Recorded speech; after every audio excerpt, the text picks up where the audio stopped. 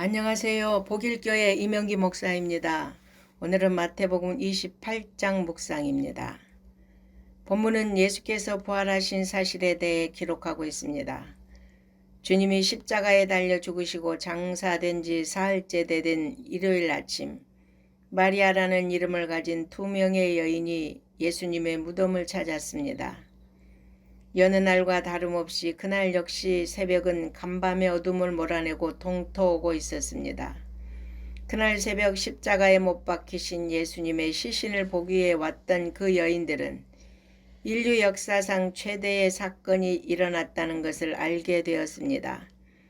곧 천사로부터 예수께서 다시 살아났다는 부활의 소식을 전해 듣게 된 것입니다.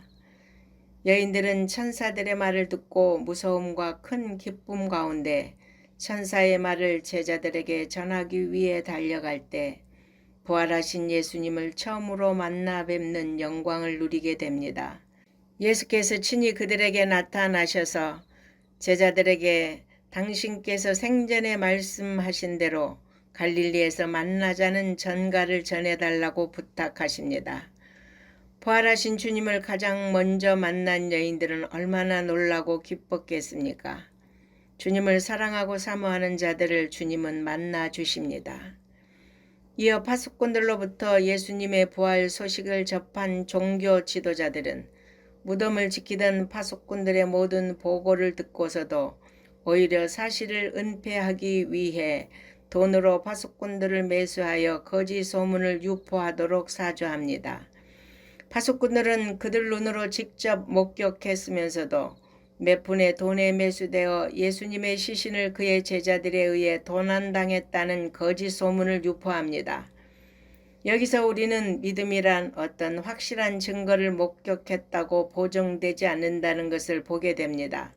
예수님의 부활 사실을 가장 가까이에서 보았던 파수꾼들은 최초의 부활의 증인으로서 변화된 삶을 살 수도 있었을 것입니다. 그러나 그들은 멸망의 길을 선택했습니다. 또한 예수님을 죽이는 데 앞장섰던 산헤드린의 종교 지도자들 역시 사실이 확인된 후에는 자신들의 잘못을 깨닫고 회개했어야 마땅합니다. 그러나 그들 역시 멸망의 길을 선택했습니다. 안타깝게도 파수꾼들의 거짓 소문은 마태복음의 기록 당시까지 유포되고 있었습니다. 마태는 이 기록을 통해 예수님의 부활의 확실성을 증거하는 동시에 부활의 증인들의 증언에도 여전히 불신하는 완고한 유대인들을 고발하고 있는 것입니다. 여러분, 손으로 하늘을 가릴 수 없듯이 거짓으로 진리를 막을 수 없습니다. 이제 마지막으로 제자들을 향한 주님의 지상 대명령에 관한 기록입니다. 11 제자들은 갈릴리의 한 산에서 부활하신 예수님과 재회합니다. 마지막으로 제자들을 향한 부활하신 예수님의 말씀은 제자들의 모든 의심을 불식시킬 능력의 말씀이 선포됩니다. 예수님은 하늘과 땅의 모든 권세를 가지신 분입니다. 예수님의 이름은 세례를 베푸는 의식에 있어서 성부와 성령과 함께 언급되어야 할 이름입니다. 그리고 세상 끝날까지 제자들과 항상 함께 계실 수 있는 영원한 분이십니다. 그리고 주님이 제자들에게 내리신 최후의 지상 명령은 모든 족속으로 제자를 삼으라는 것입니다. 이제 십자가와 부활의 복음이 유대인뿐 아니라 세상 모든 민족에게로 전파되어야 한다는 것과 또한 그 사역을 주님의 부활의 증인들인 제자들이 감당해야 한다는 것을 명령하셨습니다. 이 일이야말로 주님께서 제자들을 부르시고 공생의 3년 동안 그들과 함께 하시며 심혈을 기울여 훈련하신 목적입니다. 이 일이야말로 세상에선 가장 가치 있는 일이며 부활하신 주님께서 최후의 명령으로 남기실 만큼 중요한 일입니다.